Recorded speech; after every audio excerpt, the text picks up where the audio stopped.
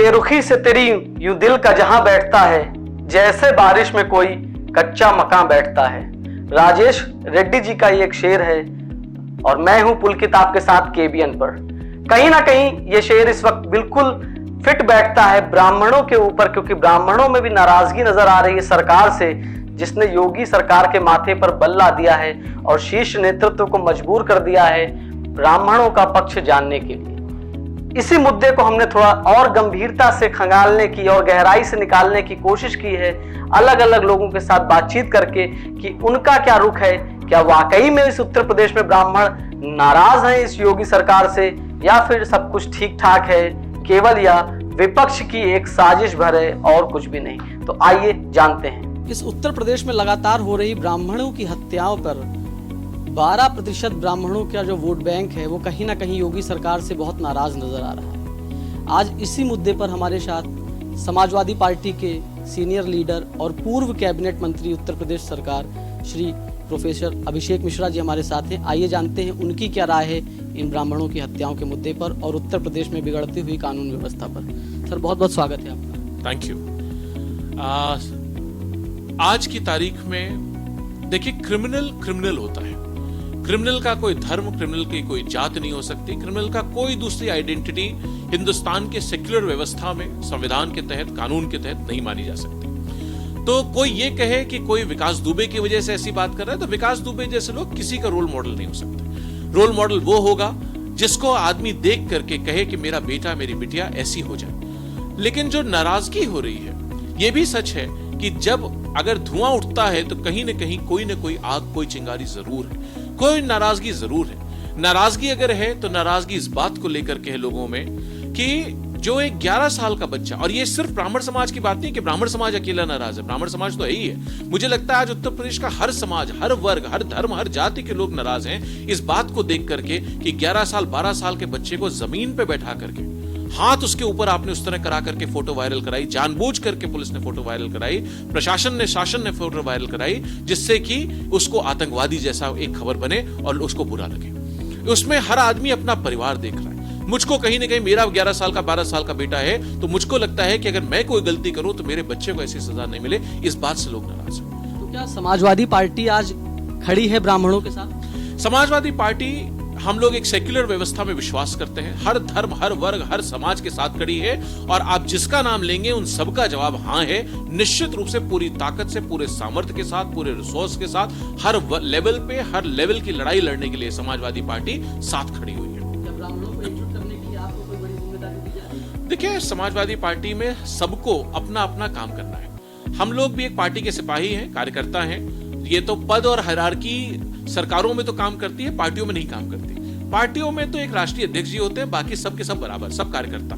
तो हम लोगों को जितना काम दिया जाएगा, हर वर्ग को, हर समाज को जोड़ने का काम निश्चित रूप से आगे बढ़ करके डंके की चोट पे करूंगा, और ऐसा करूंगा जैसा हिंदुस्तान में आज तक किसी ने किया। सतयुग से लेकर कलयुग तक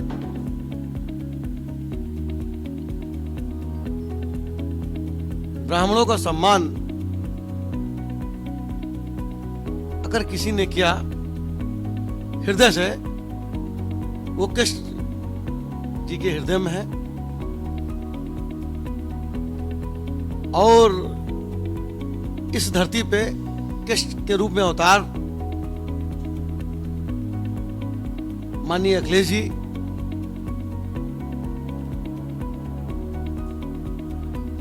और ब्राह्मणों का सम्मान उन्हीं के हृदय में हमेशा से रहा है। मैंने देखा, अभी विगत 20 दिन पहले की बात है, विकास दुबे का इनकाउंटर जिस तरह से इस सरकार में हुआ, इससे पहले भी कसाब से लेकर के, विजय सिंह से लेकर के, दस्यु सरगना फूलन देवी से लेकर के सभी का ट्रायल चला, सभी का ट्रायल चला। कहीं ना कहीं ये पद्धति खतरनाक है, आतंकवादियों को सीधे इनकाउंटर कर देना। नहीं, आप इनकाउंटर करिए, इनकाउंटर से किसी को परहेज नहीं है। अगर किसी व्यक्ति ने, चाहे वो अपराधी हो चाहे सामान्य नागरिक हो, अगर अपने आप को उसने सरेंडर कर दिया है तो सरेंडर करने के बाद उसका एनकाउंटर नहीं होना चाहिए।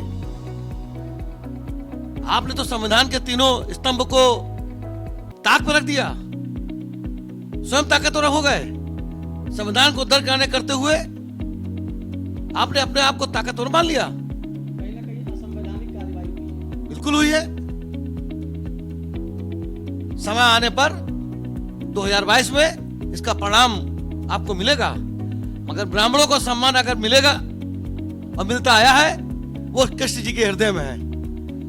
भारतीय जनता पार्टी का ये मानना है कि जो भी अपने घटनाओं का जिक्र किया है, निश्चित तौर पे ये सब घटनाएं समाज के लिए बहुत ही दुखद हैं और ऐसी घटनाएं नहीं होना चाहिए।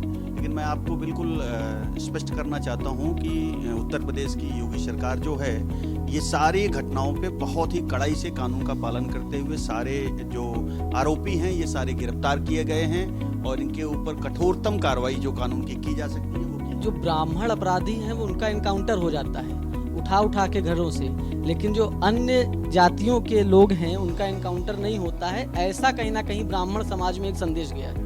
देखिए, ब्राह्मण का मतलब जाति नहीं होता है, ब्राह्मण का मतलब होता है धर्म। ब्राह्मण ने कभी जाति के लिए नहीं जिया है, ब्राह्मण ने कभी हमेशा जब भी जिया है तो ब्राह्मण त्याग के लिए जिया है, ब्राह्मण धर्म के लिए दिया है, ब्राह्मण ने ज्ञान के लिए जीवन दिया है। ब्राह्मण इस समाज का सर्वोकृत अपनी उपलब्धि रही है, त्याग के बलबूते पे जीवन दिया है और समाज को उत्कर्ष करने के लिए ब्राह्मण ने अपना जीवन सदैव जिया है। इस नाते मैं इसको नहीं मानता हूं कि ब्राह्मण जाति के लिए जीता है। इसलिए ये आरोप अगर कोई लगा रहा है तो मुझे लगता है वो ब्राह्मणत्व को ठीक से जानता ही नहीं है। इस नाते ये बात तो कहना ठीक नहीं है। जो भी गुंडा है, माफिया है, उसकी कोई जाति धर्म और नहीं हो सकता है, ये भारतीय जनता पार्टी का मानना है। और उसके ऊपर जो भी कानूनन कठोर से कठोर कार्रवाई होगी वो निश्चित तौर पर की जाएगी। आपको क्या लगता है जिस तरीके से ब्राह्मणों को टारगेट करके हत्याएं हो रही हैं, ब्राह्मण समाज में कहीं ना कहीं इससे बड़ा रोष व्याप्त हुआ है, इस पर आप क्या कहेंगे? देखिए, उत्तर प्रदेश में जब से भारतीय जनता पार्टी की सरकार बनी है तब से एक विशेष जाति वर्ग के ऊपर खासतौर से ब्राह्मणों को निशाना बनाया जा रहा है। उत्तर प्रदेश में अपराध बढ़ा है, इस बात को सरकार ने भी विधानसभा के अंदर माना है और एनसीआरबी के आंकड़े भी कहते हैं कि उत्तर प्रदेश में क्राइम ग्राफ बढ़ा है। उत्तर प्रदेश में पिछले 3 सालों में 500 से ज्यादा ब्राह्मणों की हत्याएं हो चुकी हैं। आखिर ऐसा क्या है भारतीय जनता पार्टी की शह पर? आखिर ऐसे कौन से अपराधी हैं जो ब्राह्मणों को निशाना बना रहे हैं? इस पे कांग्रेस क्या कर रही है अगर ब्राह्मणों को निशाना बनाया जा रहा है? कांग्रेस पार्टी जो भी पीड़ित होते हैं उनकी आवाज उठाती है। जब उत्तर प्रदेश में उम्भा में दलितों के ऊपर अत्याचार हुआ, जो अपनी जमीन के अधिकारों की लड़ाई लड़ रहे थे, तब हमारी प्रभारी श्रीमती प्रियंका गांधी जी वहां पर गईं और उनकी लड़ाई लड़ी। ये सरकार हर उस व्यक्ति की आवाज दबा रही है जो पीड़ित है और जो अपने अधिकारों की मांग करता है, जो अपने हक की मांग करता है। लेकिन ब्राह्मणों की हत्याएं होती हैं, प्रयागराज में हत्याएं हुई, रायबरेली में हत्याएं हुई, इस लखनऊ में कमलेश तिवारी की हत्या हुई, तब तो प्रियंका गांधी कहीं नजर नहीं आती है। बिल्कुल, हम फिर से कह रहे हैं, हमारे नेता श्री जितिन प्रसाद जी बराबर इस पर काम कर रहे हैं। और जो पीड़ित लोग, आज फिर से लखीमपुर में एक शुभम अवस्थी नाम के नौजवान की हत्या हुई है, गोली मारकर हत्या कर दी गई है। प्रयागराज हो, कोरांव हो, कहीं पर भी हो, श्रीमती प्रियंका गांधी जी ने भी आवाज उठाई, कांग्रेस पार्टी ने भी उठाई है। चाहे दलित हो, महिलाएं हो या ब्राह्मण हो, जो भी पीड़ित हैं, कांग्रेस पार्टी उनकी आवाज हमेशा उठाती रहे और आगे भी उठाएगी। तो देखा आपने, अलग अलग लोग अलग अलग तरीके की प्रतिक्रियाएं दे रहे हैं। समाजवादी पार्टी के अपने तर्क हैं, कांग्रेस के पास अपने उनके कुछ तीर और कमान हैं, और भारतीय जनता पार्टी कहीं ना कहीं डिफेंड करने में नजर आ रही है। हालांकि अधिवक्ता का भी एक पक्ष है जो यह कहता है कि कहीं ना कहीं इसकी जो सुप्रीम कोर्ट ने जांच के आदेश दिए हैं इस बिकरू कांड के, ये बिल्कुल सही दिए हैं। लेकिन क्या ब्राह्मण सिर्फ एक बिकरू कांड की वजह से नाराज है या और भी कई सारे कारण हैं, यह हम आप पर छोड़ते हैं। आप जानिए और जज करिए इसको कि ये सच है या झूठ है। क्या वाकई ब्राह्मण नाराज हैं या सब कुछ ठीक ठाक है, जैसा कि भारतीय जनता पार्टी की सरकार कह रही है कि ऑल इज वेल। मैं पुलकित, कैमरा पर्सन रवि के साथ, KBN लखनऊ।